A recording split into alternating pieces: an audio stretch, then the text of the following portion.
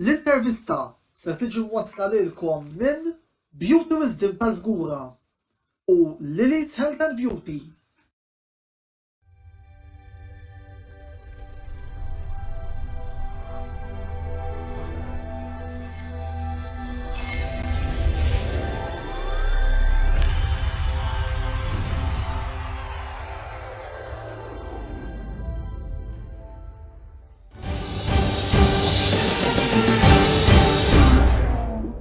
Antonello Bellesen milkom u jilqakom ma' 18 il-programm mis-sensiela l-intervista. Illum nixtieq nibda dan il-programm b'dedika speċjali lilkom is-segwaċi speċjalment dilettanti tal-motorsports, għax illum se nitkellmu fuq il-motorsports li intom partitarji tal-Inter u li nhar il-ħadd li għadda flimkien naħseb li ċċelebrajna skudetto illi tant kien mistenni. Għaldaqstant il-programm tal-lum nixtieq niddedikah lilkom l-interisti dilettanti tal-motorsport. Motorsport illi fil-fatt illum se nitkellmu fuq b'mod estensiv illum għandna l-ewwel programm minn tlieta fejn fih se niddiskutu l-kampjonat dinji tal-Formula Wieħed, l-ewwel tliet tiġrijiet li kellna u r-raba' waħda li se jkollna nhar il-ħadd li ġej ġewwa Barcellona. Il-panel tal-lejla se tkun komposta minn debuttant għal programm l-intervista u minn żewġ persuni oħra li diġà attendew fi programmi oħra passati. Id-debuttant huwa ħadd fil-ġurnalista PBS kif ukoll preżentatur tal-programm TVM Sports Extra Chris Kawki, filwaqt li nilqgħu lura lil Noel Borch li diġà kien fuq programm relatat mal-Formula 2, imma llum se jkun qed jitkellem magħna bħala partitarju tal-Mercedes u lil Duncan Sant li se jirritorna bħala rappreżentant tal-Scuderia Ferrari Club Birzebbuġa Malta. Insomma, lesti għal ftit iżjed minn nofsija ta' diskussjoni rigward il-Formula 1 ħabib tiegħi. It-18 il-programm tal-intervista jibdaw. Noel, merħba għal programm l-intervista. Il-bilanċ wara tliet tiġrijiet qed jaqra żewġ rebħiet għal Sir Lewis Hamilton u rebħa waħda għal Max Verstappen. Kemm kien mistenni dan il-bilanċ dal-istadju tal-kampjonat? Wara tibdel minimu imma sinifikanti li sar fil-regoli għal dis-sena, kien mistenni li jkollna bidu ta' kampjonat pjuttost ikkombattut. Wara li fit-testijiet il-Mercedes affaċċjaw ħafna problemi tekniċi ma kienux mistennija. Jidher li d-distak bejn ir-Red Bull u l-Mercedes ġie pjuttost viċin. Minkejja kollox però xorta waħda Hamilton nexxielu jirbaħ 2 minn 3. Eżatt. U speċjalment minn nofs it-tiġrija l-qoddim fil-Portugal, iktar qisu ġie fuq qoddim u kmanda. Naħseb issa l-konsistenza ħadejt kollox. Fil-fatt għadek kemm aċċennajt li fil-Portugal Hamilton wara nofs dik it-tiġrija irnexxielu jiddomina kif jgħidu l-Ingliżi as he pleased. Kemm taħseb li hija messaġġ għal dawk kollha illi qed jgħidu ir-Red Bull kapaċi jiġġieldu sal-aħħar jew saħansitra jirbħu l-kampjonat għal menu wieħed biż-żewġ titli ta' dis-sena? Naħseb dis-sena żgur il-kritiċi ta' Hamilton ma tantx jistgħu jikkritikaw jgħidu mhux ħaqqu jkun hemm fuq għax bil-karozza kif li mhijiex li hemm karozzi issa Palic, naħseb jekk jirbaħ it-titlu ħajkun żgur meritat. Issa naħseb ir-Red Bull naħdhom ċans speċjalment għall-kostrutturi. Chris, grazzi tal-li aċċettajt l-istedina li tattendi għal dan il-programm din id-darba se nkun jien li qed nistidnek għandi minn wara diversi derit fuq il-programm tiegħek li nixtieq ukoll nirringrazzjak ta' dan. Kif tiġġudika l-istaġun taż-żewġ numri 2 fit-timijiet prinċipali s'issa, Valtteri Bottas u Sergio Perez? Kemm taħseb li s'issa li malma tagħhom Toto Wolff u Helmut Marko għandhom għala jkunu sodisfatti minn dak li rajna fl-ewwel 3 tiġrijiet? Sellimlek l-ewwel nies Antonello, sellem il-Noel u l-Duncan, ifimni domanda validissima kif qed tajt inti, ġifieri kemm għandhom ikunu kuntenti. Kif taf inti kull sewwieq l-ewwel għaddu tiegħu l-għaddu numru 1 huwa dejjem it-teammate, għax inti dejjem sa tiġi ovvjament mkejjel kemm inti veloċi jew inqas veloċi skont it-teammate tiegħek. It-tieni punt, aħna dejjem kellna jiena nħobb insejħilhom il-primaturi jew il-primadonna. Tipo Ayrton Senna, tipo Alain Prost, tipo kien hemm nies oħrajn illi nafu illi pereżempju fejn jiena Senna fl-1985 dej u De Angelis u sena ta' wara ħa l-mibti li miet propju ftit tal-ġimgħat ilu Johnny Dumfries li ġie minn kien fejna fjena fis-87 ħall Satoru Nakajima. Però Nakajima kienet iżjed input tal-Honda iżjed milli. Dan żgur imma bil-benedizzjoni tiegħu. Aħna nafu li waħda mir-raġunijiet tal-fejn De Angelis telaq minn mal-Lotus fil-85 kienet propju l-fatt li kien hemm senna u Colin Chapman li kien għadu ma sparixxiex wara dak l-iskandlu DeLorean, ovvjament kien iżjed qed jiffavorixxi u kellu għajnejh wara l-istaġun brillanti ma' Toleman ta' senna kellu tefajnejh iżjed fuq il-Brażiljan milli fuq Italjan li wara kollox kienu koll stella naxxenti. Tajt li inti Perez jiena naħseb għadu kien wisq. Veru li Verstappen jgħidulu maċina kompani skwadra, għaliex, għax ovvjament tertaqhom. Perez, fl-opinjoni tiegħi, psikoloġikament huwa sewwieq b'saħħtu. Jekk kont inħares l-gradwatorja għandu safejna fil-bewet u jħor nofs il-punti. Perez għandu 22, anzi skużani, għandu 3 darbit inqas punti u Verstappen għandu 61. Però jekk nieħdu dal-kejl aħna l-punti biss, huwa biżżejjed biex aħna narmu l-Perez, ma naħsibx jiena. Bottas fl-opinjoni tiegħi huwa l-eterno sekondo. Huwa t-tip ta' Riccardo Patrese illi mal-Williams għamel xogħol tajjeb ħafna, kellek Nigel Mansell li żiemel fuq quddiem u Patrese għas-sekonda. Il-Williams meta kellhom żewġ tisrieda fl-istess gallina l-pudini għamlu, niftakru l-Piquet ma' Mansell jitilfu kampjonat fis-86 propju fl-aħħar dawra, ġifieri jiena toġobni anke Schumacher nkunu realistiċi, ġifieri b'rispett kollu lejn kulħadd u lejn min supporter ta' Schumacher. Schumacher dejjem għażel li jkollu driver miegħu illi ikun daqsxejn biex ngħidu psikoloġikament kapaċi biex ngħidu hekk iħossu taħt pressjoni mill-Ġermaniż. Aħna ma ninsewx li wieħed min-nies li iktar waqaflu kien Juan Pablo Montoya li ma kienx kompanju skwadra tiegħu, imma nafu bit-trikki trakki li ġaraw anke barra trekk. Fit-trekk mal-Ferrari kien jiddetta nafu li Irvine, pereżempju, ġib il-benedizzjoni tiegħu. Meta daħal Salo l-istess fil-99, daħal bil-benedizzjoni tiegħu, ġifieri jiena għalija illi wieħed jarmel il-Bottas huwa l-eterno sekondo. Jien ma nara xejn ħażin li driver ikollu dak ir-rwol u anzi nemmen illi din tista' tkun ta' opportunità li wieħed jikber. Kellna drivers kbar li kienu eterni sekondi u mbagħad f'kategoriji oħrajn bħalma kien il-kampjonat tal-veloċità turizmu, bħalma kien il-Grupp C, bħalma kienu kampjonati oħrajn il-Barkette pereżempju l-Italja fjorixxew. Ma nara assolutament xejn ħażin. Imma sfortunatament il-medja tara wara kollox. Dal-aħħar anke inti tal-Light Post semmejt ir-Ratzenberger. Ħadd gost għaliex meta nfakru l-senna jiena niddejja ħafna minn ma jsemmix ir-Ratzenberger. Ratzenberger għalih kien sewwieq kemm kien senna. Mela, Chris, laħan komplu ftit fuq dan is-suġġett għaliex nixtieq li nintroduċi tema illi mhux biss nixtieq nisma' tiegħek imma eventwalment nom il-mod partikolari u anki minant Duncan ħalli ndaħlu ftit fid-diskussjoni ukoll dak il-famuż inċident li kellna f'Imola bejn Bottas u bejn dak li allegatament u se nuża terminu tant sissa li Chris huwa il-midluk il-ġdid ta' Toto Wolff George Russell f'Imola. Id-domanda li nixtieq nistaqsi l-ewwel lilek Chris, imma mbagħad nixtieq naqra spunt mill-komplement tal-panel hija din. Waħda x'derilkom mill-inċident, tnejn hekk taħsbux illi dan l-istess inċident ġie forsi l-pressjoni li għandu l-Finlandiż illi jista' jitlef il-post jiena żarda ngħid anke minn dis-sena għaliex jiena mhux xi sigrit tan-NASA meta nara li ngħid ukoll u kemm il-darbet anke fuq diversi kummenti fuq il-netwerk tagħna stess ma nemminx li Bottas jispiċċa tal-istaġun mal-Mercedes fid-dawl tal-fatt li jaf li Russell f'ħakkatajn jista' jieħu post Valtteri Bottas. Ħanisma' li tiegħek Chris u mbagħad nara il-panel x'għandha xi tgħid fuq dan l-inċident. Le, ma naħsibx li ġej assolutament, naħseb kien iktar Russell li telef rasu. Il-Williams li għandha limitazzjonijiet kbar bħala karozza, vera li kibret ftit, però l-valur veru taraħ bla tifi, ġifieri m'hemm xi tajt.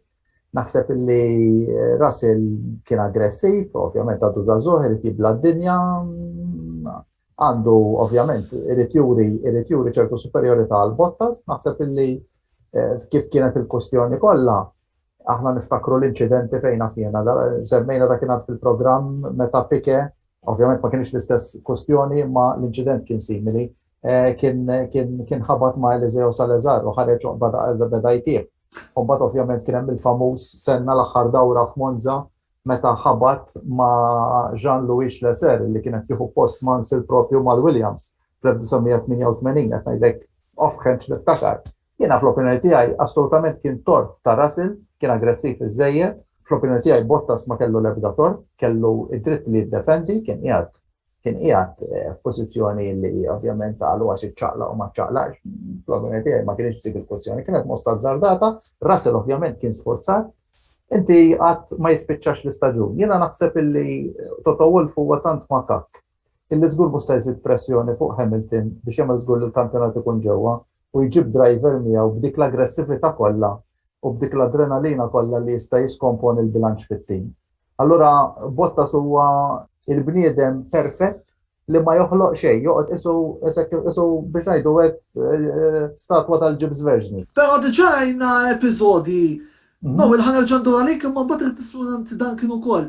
Fejn anki dis-sena tiġini frasi fil-Bahrejn radio messages addirittura min-naħa tal-kbir tal-Mercedes Toto Wolff lil Bottas fejn jgħidlu minn hemm ċaqlaq. X'inhu verament mistenni minn Bottas din is-sena anki fid-dawl tal-fatt illi on paper Red Bull għandhom żewġ sewwieqa illi kapaċi jirbħu tiġrijiet daqs jew iżjed mill-Finlandiż. Jekk jiġrix imkeċċi Bottas mit-tejm naqbel ma' Chris, żgur. Ma mhix li Bottas mhux ħajspiċċa l-kampjonat. Kienu mistenni minnu li jkun konsistenti żgur. Hemm bżonn li jkun konsistenti speċjalment għall-kampjonat tal-timijiet. Ġifieri dik il-konsistenza żgur hemm bżonna. Dan kien l-ewwel qed insellimlek u nirringrazzjak talli rġajt irritornajt fil-programm l-intervista. Kumment qasir mill-lenti neutrali fuq din il-kustjoni qabel ma mmorru għall-item li jmissi li għandna fil-programm. Grazzi Antonello tal-reġa' istedentna fil-programm bħala Scuderia Ferrari Club Malta. L-opinjoni tiegħi hija u hawnhekk naqbel kemm ma' Chris u kemm ma' Noel illi Bottas ħajbqa' hemmhekk żgur. Jiena nazzarda ngħid li Bottas jibqa' hemmhekk sakemm idum Hamilton fit-tim. Dak kif kienet jgħid Chris qabel. Team idealment biex jaħdem sew irid ikollok first driver and second driver. Kull meta ma kienx hemm dik id-distinzjoni fit-tim naraw Senna Prost, naraw Hamilton Rosberg, dejjem kien hemm tensjonijiet kbar. Russell għandu potenzjal enormi biex ikun World Champion u għalhekk mhumiex il-Mercedes ħajġibu lil Russell meta Hamilton għadu jsu magħhom. Dik żgur. Infatti ftit ilu kien hemm intervista li saret lil Toto Wolff fuq ir-relazzjoni li kien hemm bejn Hamilton u Rosberg u qallhom straight, qallhom Rosberg u Hamilton ġew fit-tim mhix deċiżjoni tiegħi, kienu diġà fit-tim meta ġejt jiena, kieku d-deċiżjoni kienet tiegħi ma kontx inġibhom tnejn. Għax kien jaf li kien se jqala l-inkwiet. Fuq Imola għalija kienet a pure racing incident, il-mistoqsija però hija x'kienet jagħmel Bottas f'dik il-pożizzjoni. Bottas b'Mercedes qatt ma kellu jkun qed jiġġieled tad-19 post. Dik hija żgur. Meta tara meta Hamilton kien qiegħed dak il-postijiet kollha lura wara l-iżball li kien għamel u x-xorti li kellu l-ġiet red flag tittelliqa proprju dak l-inċident wara fejn reġa' telha. Ġifieri l-mistoqsija għalfejn Bottas kien qiegħed dik il-pożizzjoni. X'mistenni mit-tim minn ta' Bottas, speċjalment din is-sena fejn ir-Red Bull għandhom żewġ drivers tajbin ħafna għax Perez la jgħaddi r-raba' mar-raba' l-ħames telliqa ġifieri nistennew minn Spanja jew Monte Carlo l-iktar. Perez ħajkun ir-ranka żgur. Għandek żewġ drivers qed jikkompetu kontra Mercedes fejn sas-sena l-oħra kellek l-Albon li kien għadu mhux esperjenza fil-Formula 1, mhux tal-li fit-tim, tal-li ma kienx l esperjenza fil-Formula 1. U il-punti kien iġibhom biss Verstappen, mentri issa għandek il-Verstappen u l-Perez it-tnejn huma drivers tajbin ħafna. Dan kien se nibqa' miegħek u bid-darba ser nitkellmu fuq suġġett kompletament differenti. Daniel Ricciardo, Carlos Sainz, Sebastian Vettel. 3 sewwieqa li bidlu t-tim iżda il-sissa ta' ftit żgħira Sainz għadna ma rajniex il-veru potenzjal tagħhom waqt it-tiġrija. X'taħseb li huma raġunijiet wara dan kollu u kemm il-partitarji tal-McLaren, Ferrari u Aston Martin irid ikollhom paċenzja jistennew lil dawn is-sewwieqa biex jingranaw b'mod totali. Ngħidlek Antonello li tibdel tim mhux faċli. Dan għana raw aħna stess anke meta tibda l-karozza l-suq inti kuljum sakemm tidra jgħaddi ftit tal-ħin. Dan hemm ħafna affarijiet li s-sewwieqa jridu jidraw mill-ġdid kif jaħdem tim, l-ambjent tal-garax, l-factory, il-characteristics differenti tal-karozza. Tinsiex dan qed nitkellmu pereżempju meta Ricciardo kien bidel minn mar Red Bull u kien mar Renault. Niftakru fir-Red Bull kien wieħed mill-iktar late breakers tajbi li kien hemm fil-Formula 1. Meta mar Renault għamel sena u nofs biex reġa' ġab dik il-konfidenza fuq il-brejkijiet għalfejn għax il-karozza kienet iġġib ruha kompletament differenti f'dik is-sitwazzjoni ta' fuq it-trek. Mbagħad ma ninsewx għandek il-layout tal-cockpit tal-steering, il-steering bejn karozza oħra għandek computer, buttuni differenti, ħaġa tagħmel mod ieħor, buttuna l fuq karozza kienet tagħmel ħaġa ma fuq karozza oħra tagħmel. Jiġifieri mhuwiex kemm tajt qbad ħalġu karozza u bdejt is-suq. Sewwa, u dawn l-affarijiet mhumiex affarijiet li draw malajr, speċjalment bin-nuqqas ta' testing li hemm dan iż-żminijiet. Kif qatt inti naħseb l-iktar persuna li s'issa dara malajr kien Sainz. Però Sainz kellu wkoll il-vantaġġ fl-opinjoni tiegħi illi il-Ferrari għandhom it-test track tagħhom li hija Fiorano. Għandhom availability ta' karozzi antiki li Sainz jista' juża lilhom biex jitrejna jipprattika fuqhom. U infatti kemm il-darba Sainz mar fi Fiorano jittestja biex jidra t-tim, biex jidra d-dynamics tat-tim u biex jidra l-steering u l-controls tal-Ferrari. Jiġifieri dika qed tgħinu żgur. Xi ħaġa li pereżempju il-McLaren b'Ricciardo ma jistgħux jagħmlu għax il-fatt li il-McLaren bidlu għal-magra Mercedes m'għandhomx karozzi ta' sentejn ilu jew 3 snin ilu bl-istess magna li jistgħu jippratikaw fuqha ma Ricciardo dak iċ-ċans m'għandux. Apparti minn hekk imbagħad fuq Vettel jiena Vettel ma jdejjaqniex bħala driver, anzi anke bħala ex-Ferrarist jiddispjaċini meta narah li imur daqshekk ħażin.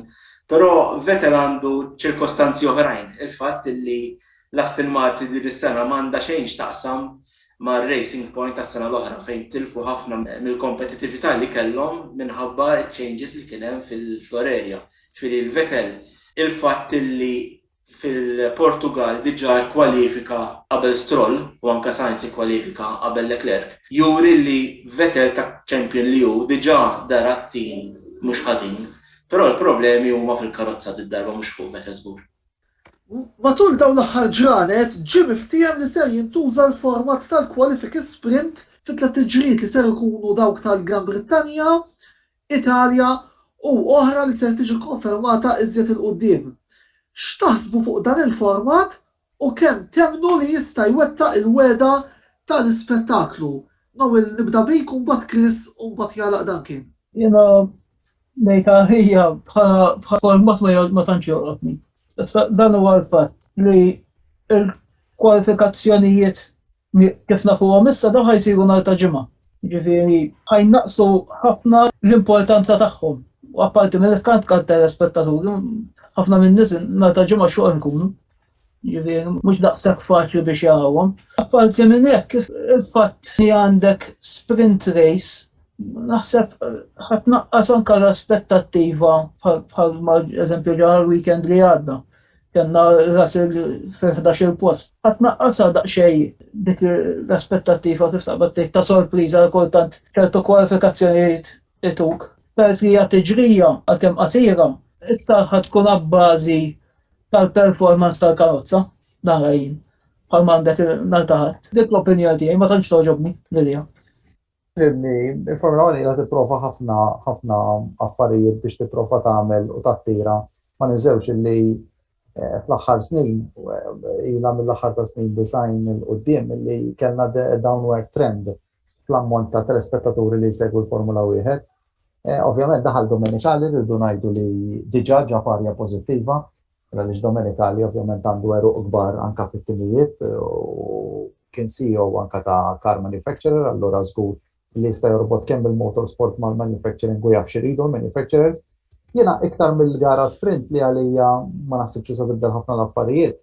L-iktar ħaġa li nħoss li hemm nuqqas tagħha Formula 1 huma t-timijiet. Meta inti tara 20 karozza hija grid tal-miżerikordji. Meta niftakru li fl-1990 kellna 39 karozza.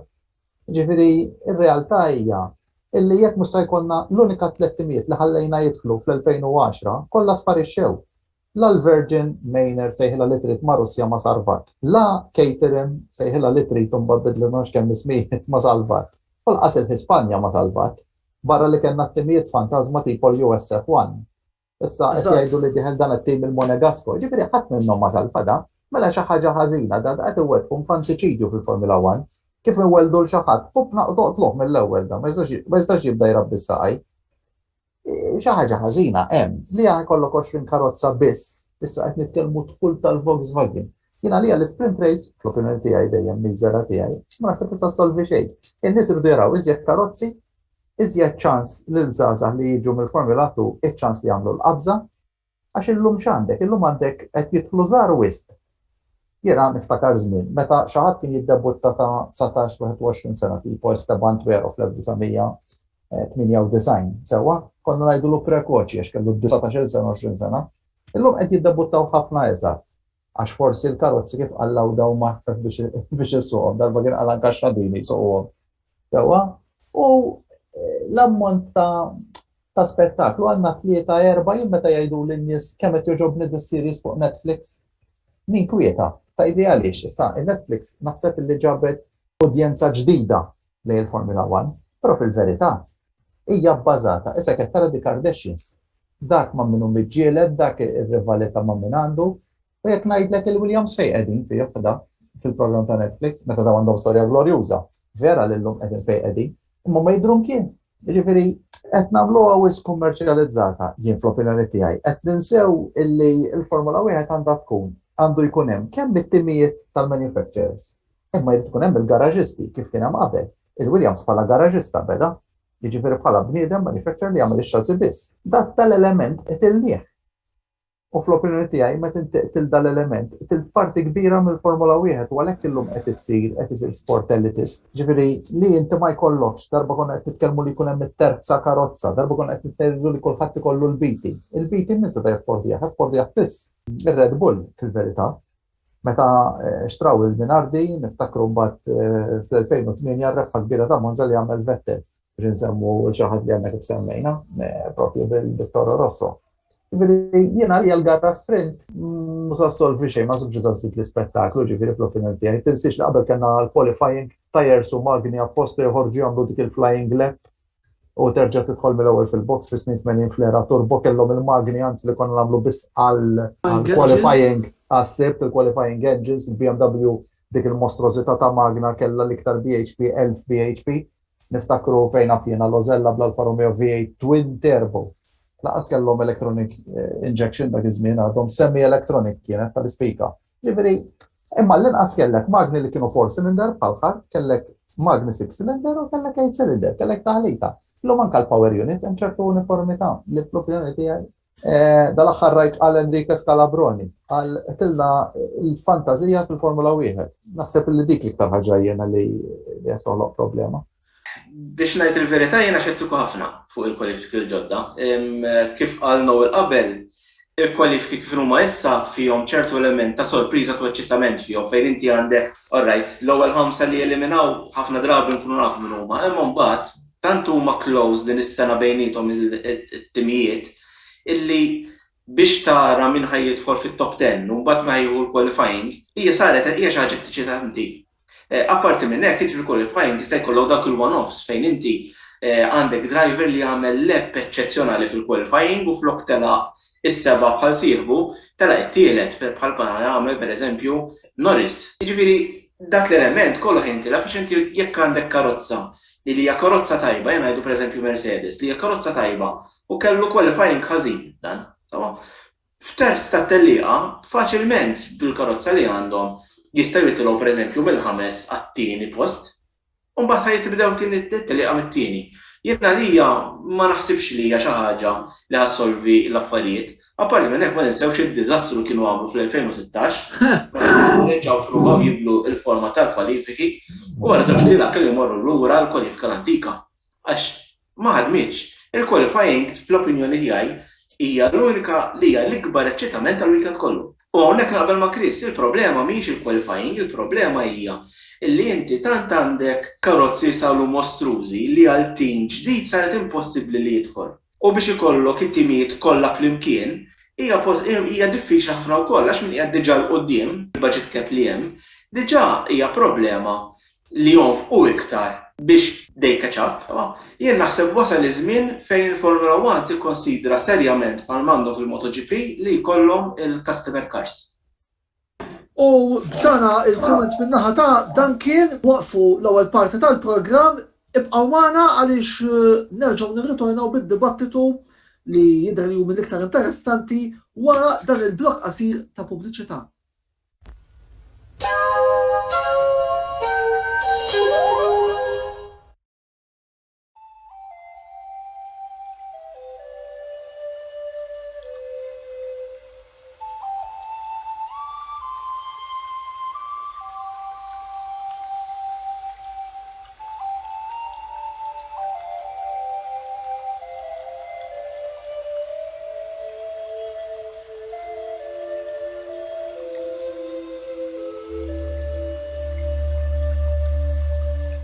Beauty Wisdom tal-fgura għall-aħjar prodotti u servizzi ta' sbuħija.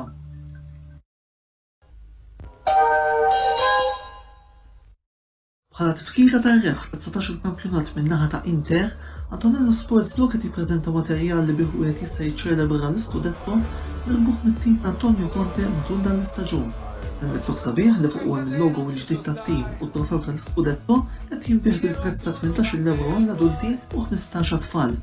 Minnaħa l-oħra, il-mark kommemorattiv bil-protagonisti kollha tal-Inter 2020-2021 qed jiġi offrut lilkom għal 12 euro.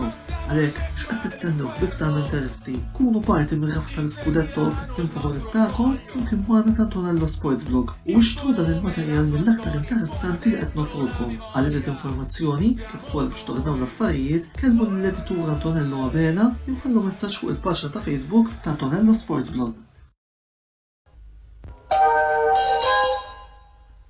Lily's Health and Beauty għall-aqwa prodotti ta' nutrizzjoni, make-up u aċċessorji. Żuru l-paġna ta' Lily's Health and Beauty fuq Facebook għal iżjed informazzjoni.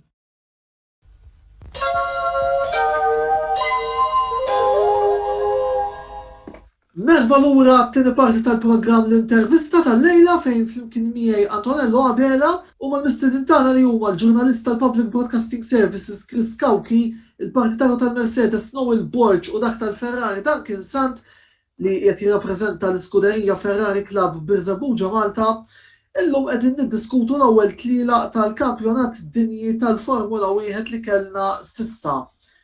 Noel, bla dubju li wieħed mill-protagonisti li kellna f'dan il-bidu tal-kampjonat kien Lando Norris, is-sewwieq tal-McLaren Mercedes illi attwalment jinsab fit-tielet post tal-klassifika tas-sewwieqa wara bidu mill-aqwa fejn anke rajnieh jikseb l-ewwel podju staġjonali fil-Grand Prix tal-Made in Italy u tal-Emilia Romagna. Kemm taħseb li l-McLaren f'din is-sitwazzjoni attwali għandhom bżonn jibbażaw iżjed fuq iż-żagħżugħ Ingliż milli fuq l-espert veteran Awstraljan Daniel Ricciardo? Naħseb l-ewwel ħaġa li Ricciardo jridu ftit ċans sakemm jaġġusta ruħu daqsxejn iktar mat-tim biex dar anke mill-Red Bull għal-Renault ħarmonta żmien sew, jiġifieri dik kull driver jiġifieri ma nemminx li Ricciardo għandna naqbdu nagħmlu hekk għax fl-aħħar mill-aħħar Ricciardo sewwieq konsistenti ħafna. Le, fil-fatt il-biga ta' Ricciardo hija li din is-sena jirbaħ tiġrija ħanajdu hekk. Aħna qegħdin nitkellmu fuq is-sitwazzjoni ta' issa iżjed milli xejn. Naħseb qed ikun daqsxejn ambizzjuż imma hemm minni.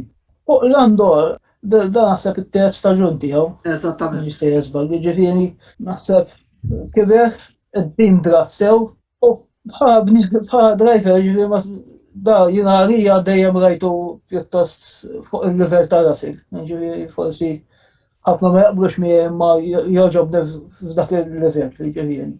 Konsistenti ħafna bħala driver, jiġifieri naħseb il-post li jgħid fil-klassifika bħalissa naħseb jimmerita sew. Apparti minn hekk naħseb id-dinamiċità li sar hemm biss bid-driver bħal Lando Norris fil-McLaren naħseb it-tim apparti il-miraklu li jagħmel Zac Brown, jiġifieri biex it-tim bidlu ta' taħt fuq. Naħseb dak l-element ta' ċertu looking forwardness tal-affarijiet u ċertu eċitament li hemm fit-tim. Naħseb Lando Norris en ħafna għal dak l-atmosfera, ġifieri it-tim anka it-tim jidher li jgħat jaħdem aħjar. U nemmen ukoll li il-mod li l-McLaren taw iktar speċi ta' żammew id-drivers fuq livellu gwali, naħseb imexxiet it-tim il-qoddim ukoll. Dik importanti ħafna fil-każ tal-McLaren. Mela biex issa wkoll inkomplu diskussjoni fuq il-battalja tal-Best of the Rest, jew kif nsejħilha jiena il-gwerra t-tielet post. Dan kien minnaħa tat-tim tiegħek il-Ferrari x'bilanċ tagħti l-ewwel 3 tiġrijiet tat-tim tagħkom s'issa. Jekk inqabluh ma' sena l-oħra avvanz enormi.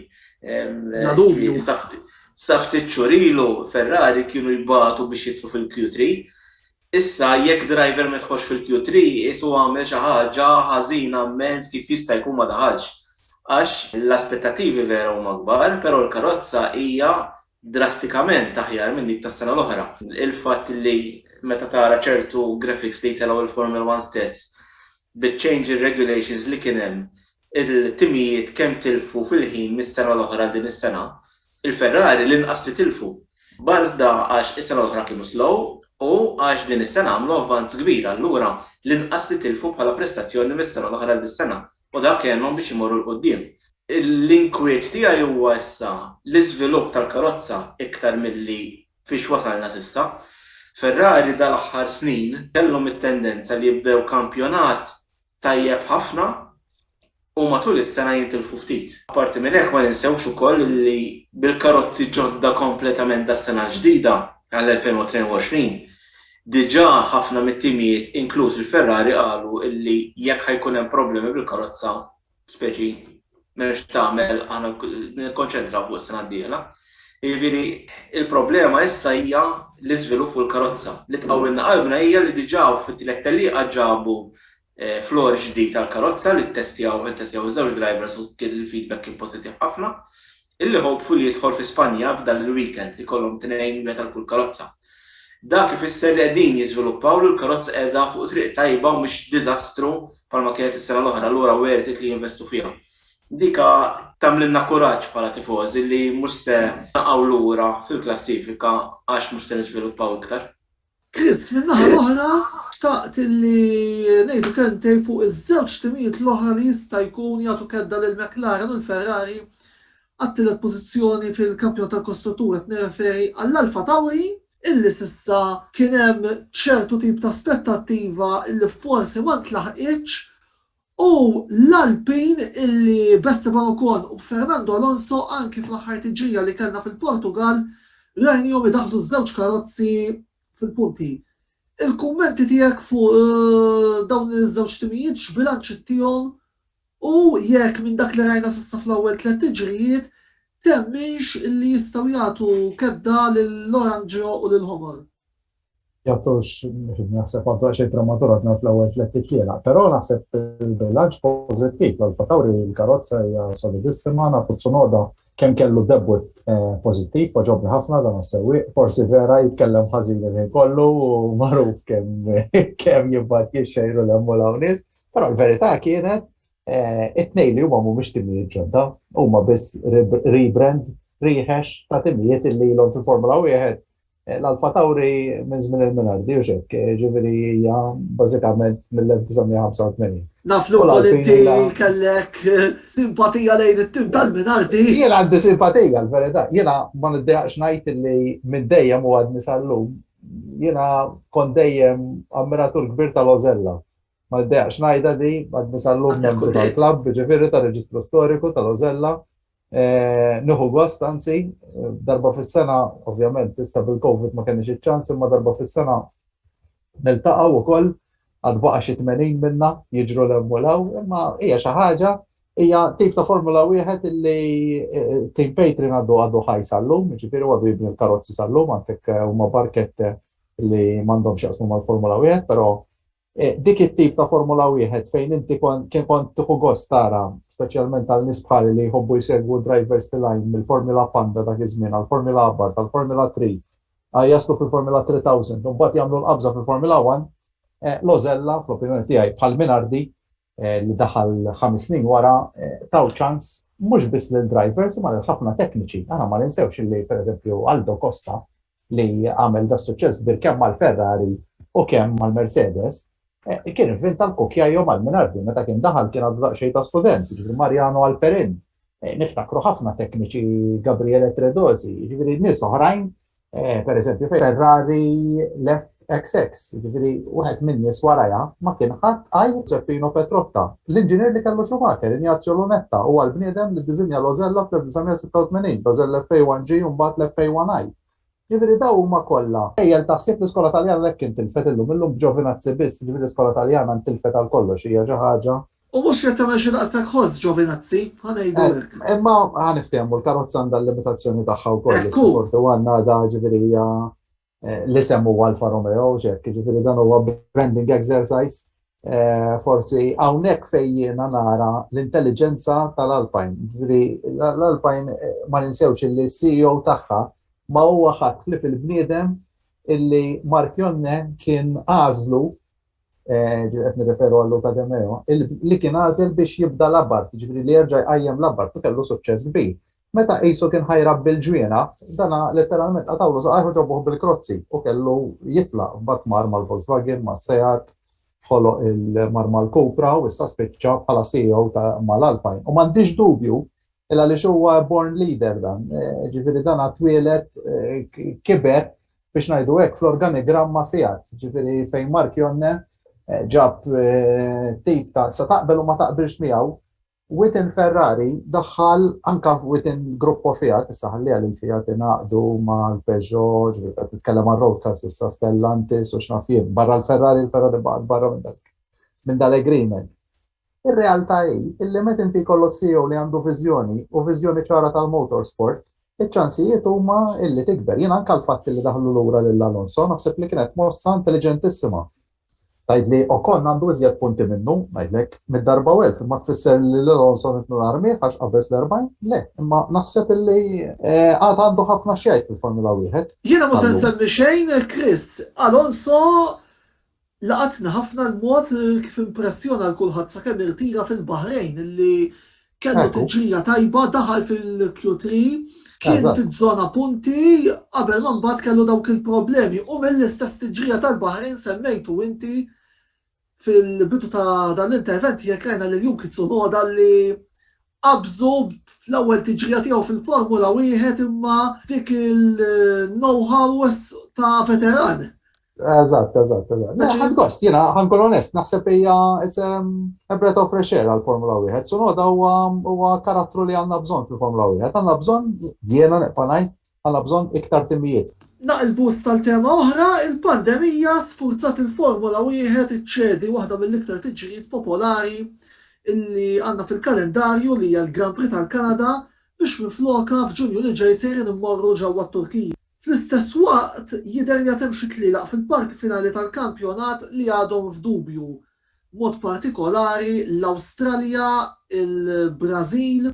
Taħsbu li minkejja kollox dan l-istaġun xorta ser jirnexxielna naqdu 23 tiġrija, dan kien nibda bik u mbagħad Chris u mbagħad Noel. Il-Formula 1 is-sena l-oħra wriet illi jekk iridu jadattaw ruhom. Ngħid għalija jiena qatt ma stennejt li s-sena l-oħra kien ikollu dak numru ta' tlielaq kollu meta bdejna bit-tlielaq f'Lulju. Ma nsewx f'Lulju konna għadna fl-ewwel tellieqa.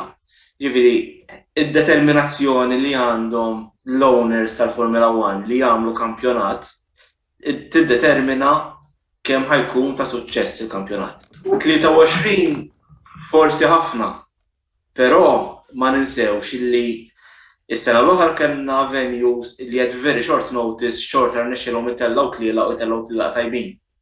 Wieħed minnhom kien it-Turkija, l-oħra kienet il-Mugello, illi dawn 50 żmien very short notice, xorta kellhom suċċess kbir. Din is-sena diġà qegħdin on stand-by dawn, ġifi dawn ġa jafu jew qed jippruvaw huma stess illi fejn ħajkun hemm tellieqa li taqa' jitlu huma. Mela t-Turkija diġà daħlet flok il-Kanada, il-Mugello joqomsu qegħdin biex jerġgħu jitlu fil-kampjonat jekk taqa' tellieqa jew fl-Ewropa jew qabel ma jibdew il-flyaways barra mill-Ewropa. Jekk jaqa' l-Messiku, diġà hemm majdud kbar, il-Messiku huwa ċans kbir li jaqa' li jerġa' jidħol Indianapolis. Għax għall-Formula 1, loġistikament ma tagħmilx sens li tmur fl-Amerika biex tagħmel tellieqa waħda terġa' lura. Mela, dawn diġà għandek venues. Jiġifieri ħankarrompik, inti taqbel ma l-inklużjoni ta' telli oħra fl-Amerika bħalma se tkun dik ta' Miami s-sena li ġejja. Dawk huma żewġ aspetti differenti. Fi żmien tal-pandemija, jekk inti trid kampjonat u trid kampjonat ċertu numru ta' tliela illi ma jonqos, trid tara kif tagħmel u tdaħħal venues oħrajn. Is-sena l-oħra kellna venues li kellhom żewġ Grand Prix, kellna l-Awstrija b'żewġ Grand Prix u Silverstone żewġ Grand Prix. Eżatt, u l-Baħrejn għalkemm. U l-Baħrejn bitnejn ukoll fejn kellna waħda l-circuit tradizzjonali li ieħor l-outside loop. Għal din is-sena jekk jaqa' l-Messiku naqbel 100% illi jidħol lura Indianapolis għax mhux qed jieħu post ħadd ieħor li qed jiġġieled għalih, imma qed jieħu post ta' xi ħadd illi kellu jċedi l-Grand Prix tiegħu. Fis-sena normali fejn inti għandek numru kbir ta' venues u ħadd ma jrid iċedihom jew ħadd huwa obbligat li jċedihom minħabba pandemija, li jkollok żewġ Grand Prix fly-away fl-Amerika, jiena ma tantx tolqotni. Għas-sempliċi raġuni illi l-Amerika vera għandhom ċertu spiritu ta' motorsports, però mhuwiex il-motorsports kif nafu aħna tal-Ewropa. Ma ninsewx il-Formula 1 bidiet fl-Ewropa b'mentalità Ewropea. U biex l-Amerikani jaċċettaw il-Texas wara il-flop li kien hemm ta' Indianapolis fl-2005 ukoll għadda ċertu żmien. Jiġifieri l-Amerika fl-opinjoni tiegħi taf mhijiex l-aqwa venue biex ikollok żewġ kliel aqbalha mill-Ewropa. Kieku jiena nippreferi li jkollok l-Amerika, l-Kanada u l-Messiku kif huma bħalissa għax it-tradizzjoni fil-Kanada u fil-Messiku hija iktar qawwija milli fl-Amerika. Però jekk jaqa' venue m'għandi xejn kontra li jkun hemm it-tieni telieqa fl-Amerika, anzi, merħba bih ħalli inżommu kemm jista' jkun ma' 23 telieqa li ippjanati. Chris, Miami, semmejna l-inklużjoni ta' din it-tiġrija fl-2022 ħalli nżommu naqma t-tema ta' trackek, ma nafx hekk kellek x'ċans tagħti titwila din it-trakka, sensazzjonijiet tiegħek? Kelli ċans, rajda xejn artikli. Naqbel perfettament ma' dan kien. L-Amerika mhijiex id-dar naturali tal-Formula 1. Għal ħafna raġunijiet. Il-Formula Kart interessani wkoll ħafna. Kont gost nara anke numru ta' sewwieqa Taljani li kienu jmorru li ma kinux forsi jsibu żbokko fil-Formula 1 jaslu hemmhekk. Sa tista' taqbel u ma taqbilx miegħu. Tony George li huwa s-sit ta' Indianapolis huwa persuna diviżiva. Il-Formula Kart ġaba l-kub tiegħu fl-1996 meta kien qasam il-kampjonati u biex ngħidu hekk ħoloq mix-xejn l-Indy Racing League u il-Formula Kart mbagħad minn hemm qabdet triq l-isfel. Pruvaw japprofittaw ruhom il-Formula 1 billi jinfilsaw ftit u Tony George kien għamel pressjoni kbira biex il-Formula 1 tiġi hemmhekk, però mbagħad kif semma tajjeb dan kien fl-2005 kellna dak il-flop ta' 6 karozzi niftakru fit-tielet post jidħol bniedem minn kien fuq Jordan li kienet verament flafja tal-mew bil-ardi. Eżatt. Kienet telliqa farsa u xekk, 6 karozzi naraw il-kulħadd deħel fil-box wara l-ewwel darba biex ma jħallux il-multa. Jiena fl-opinjoni tiegħi naħseb dik kienet xi ħaġa li baqgħet impressjonata f'moħħ in-nies. Ħaniftehmu, il-Formula 1 u l-Amerika dejjem kellhom a love-hate relationship. Min jiftakar lura tgħidli kemm il-ħin kollu tmur lura. Għax il-Formula 1 isa history repeats itself. Fl-1984 il-Grand Prix ta' Dallas li beda jinqala tarmak u kellhom jagħtu tarmak billej u karozzi u niftakar jiena forsi l-iktar għax niftakru kelli 8 snin, 7 snin, ma niftakarx, ma niftakar li kelli esplużjoni ta' ferħ għax Ginzani illi għalija kien wieħed mill-aqwa drivers. Kien jirnexxielu jispiċċa l-5 da fil-Grand Prix li kien farsa mill-bidu sal-aħħar, karozzi bit-tarma kien waħħal mat-tajers, diżaster kien. Ma insomma, ma jibqa' nfakkar għalhekk, ġifieri meta inti tqis illi m'hemmx dik il-kultura kif qal tajjeb dan kien, ġifieri l-Formula 1 għall-poplu Amerikan fisser m'għandix dak l-element ta' attrazzjoni bħal mandu n-NASCAR pereżempju, jew bħal mandu track racing, jew bħal mandu l-Formula Kart illum huma jgħidu la Indy. Ġifieri jiena naħseb illi l-kultura tal-motorsport Amerikan forsi laħqet l-appiċċju tagħha meta bdew imorru l-Ewropej u fl-opinjoni tiegħi wara l-istaġun strepetus li kellu Mansell 92 mal-Williams u mbagħad mar hemmhekk kur sar champion fit-93 propri mat-timħas u allura laħqu l-appiċċju l-Amerikani. Qed jiġi frasi dak il-kampjonat li kien rebaħ Zanardi fis-96. Fis-96 fil-Laguna Seca meta qabeż lil Brian Herta. Li Eżatt. kien dak kien ġifiri ċelebrità. Il-corkscrew. Eżatt. Il-famuża corkscrew. Horsru, baħreġ fil-ramel. Illum jekk jippruvaw jagħmluha fil-Formula 1 ġallu ħiċed il-post lura. Pożizzjoni. Track limits. Ekku, verament. Ġifiri, għalhekk hemm. Naħseb li kien hawn xi partitarju ta' Red Bull kien ikun jista' jwiġbek aħjar dan kien fuq din il-kwistjoni ta' track limits u l-polemiċi li kellna fil-Bahrejn. Parentesi żejra fuqha u nixtieq nieqafaw mhux għax irid noħloq polemika.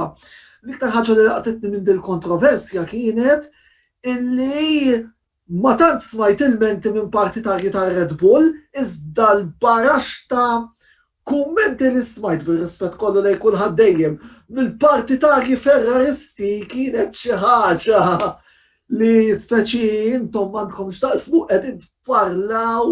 Ħanet faħħalilek issa domanda la ġejda fiha dil-business possibbli mal-partitarju ferrarist tant qed ittieħ ġewwa l-fatt li qed jara l-Hamilton jikser records kollha ta' Schumacher li anke fuq sempliċi inċident bejn Mercedes u Red Bull ħarġu all out kontra d-deċiżjoni tal-stewards. Għanajlek, il-bicċa hija din, il-bicċa hija illi bil-dominanza li għandu Hamilton, kwalunkwa partitarju, meta xi ħaġa tmur favorih, għax qed jifavorixxu l-Hamilton. Palma kien hemm fi żmien meta kien Schumacher dominanti u konna ngħidulhom kull deċiżjoni li tieħdu l-FIA Ferrari Internal Assistance, kollox għax favur il-Ferrari. Dik niftakarha. Mhijiex il-każ, sewa, jiena ngħidha li hija il-problema tal-Formula 1 hija il-konsistenza. Fejn inti għandek regola u dejjem timxi magħha. Imma sfortunatament fil-Formula 1 daqqa nimxu mar-regola u daqqa nawġuha u daqqa ngħidu li hemm x'għalfejn u dik hija fejn hemmhekk huma tibda toħloq il-friction. Jiena li hija track limits sempliċi ħafna jirranġawha. Għandek il-kerb għamel metru mal-kerb metru ramel u l-komplement jerġgħu tarmak. Jekk it-tarmak huwa aktar sejf mir-ramel. U tara kif id-drivers ħadd minnhom ma joħroġ il-barra mit-trek u ma jirsolvija. Noel, kumment vera fil-qosor għal xil-ħin għal-kumment fadlina 9 minuti li rridu nagħlqu vera fil-qosor. Kumment fil-qosor fuq dil-kussjoni ta' trekek ħallina dwar l-aħħar żewġ interventi. Onestament kien ma naħsibx nlaħquhom 23 tiġrija. Naħseb imma li b'xi mod induru magħha bħalma dar is-sena l-oħra ġifieri. Ma nemniex li għandna jkollna problemi kbar. Dan kien fil-qosor ġiex minuti kollox għal-aħħar aħbarijiet min-naħa tal-klab tagħkom. Ovvjament minħabba restrizzjonijiet tal-Covid, avvenimenti ta' klab mhumiex qed iseħħu li hija sfortuna kbira bħala klab li għandna fuq minn 300 membru ovvjament għandna aptit enormi li nerġgħu niltaqgħu nerġgħu naraw naqra Grand Prix flimkien. Li nista' ngħid bħalissa huwa li hemm il-membership sal-sena 2020 miftuħin. Kull min jixtieq jingħaqad mal-klabb nħeġġu li jingħaqad magħna. Waħda mill-isbaħ avvenimenti li qed ikollna bħalissa f'dan iż-żminijiet huwa il-meetings li jkollna f'kull race weekend mad-drivers u mat-team. Fl-ewwel telliqa tal-istaġun kellna Zoom call ma' Charles Leclerc, il-telliqa ta' wara kellna ma' Carlos Sainz, it-telliqa li għaddiet mill-Portugal kellna l-call ma' Mattia Binotto u llum kombinazzjoni rċevejna l-invit għall-istedina għall-meeting ma' Carlos Sainz minn Spanja, ovvjament għalli hija home race. Li hija xi ħaġa sabiħa ħafna kif għad l-aħħar darba wkoll ma tantx issib clubs uffiċjali li jagħmlu dan it-tip ta' avvenimenti għal membri li ltaqgħu mat-tim direttament. U hija xi ħaġa li bħala Ferrari Club u bħala Ferrari Club Malta li aħna uffiċjalment parti mill-familja Ferrari għalina hija ta' unur u ġibilna ħafna feħ, speċjalment il-fatt li s'issa f'kull meeting li kellna il-mistoqsijiet li batna bħala klabb mill-Malta kollha weġbuhom. Ġifieri denna kellna xi ħadd li saqsa mistoqsija u weġbuh live fuq il-koll. Kif għadtilkom jiena nħeġġeġ il-kull min huwa partitarju tal-Ferrari li jingħaqad magħna jistgħu jikkuntattjawna jekk iridu intom id-dettalji kollha u merħba b'kulħadd. L-aħħar domanda rigward il-Grand Prix ta' Spanja li ser ikollna nhar il-ħadd ġewwa Barcellona, iva jew le. Jekk taħsbux li Red Bull ser jirnexxilhom isibu tweġibiet biex jisfidaw lil Mercedes fit-trakka li storikament iċ-champions tad-dinja huma l-protagonisti assoluti fejn anki rajnjom jiddominaw it-tlielaq. 30 sekonda kull wieħed, nibda minn Noel, Chris u jalaq Duncan. Jien naħseb ħana battalja ħana ċitanti bejn Verstappen u Hamilton speċjalment. Jien ġenwinament iktar naħseb jirġa' jagħmel xi miraklu ieħor Hamilton.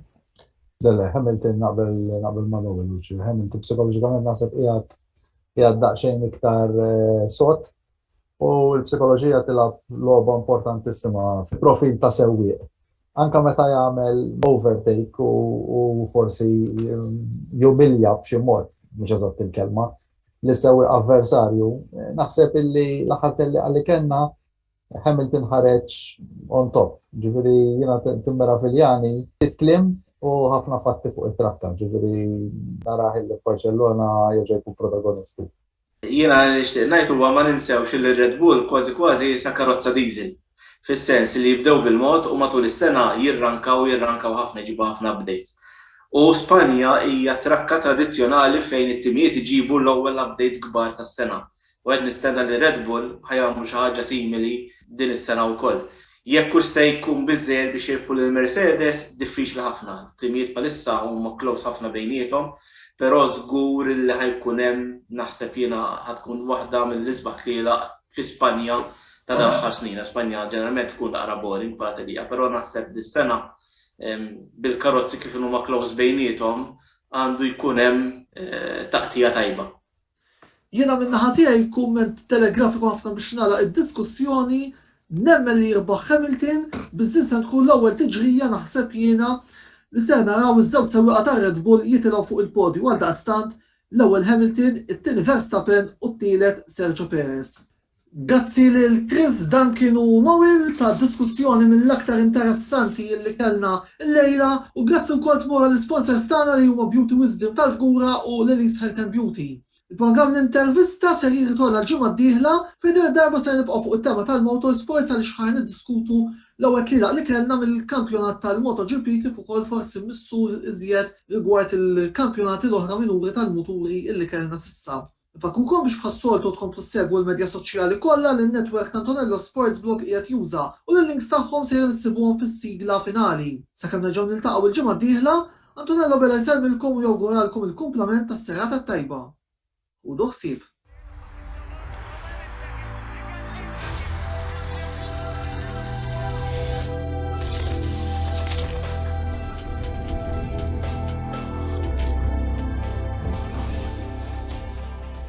L-intervista ġiet imwassla lilkom minn Beauty Wisdom tal-Fgura u Lily's Health and Beauty.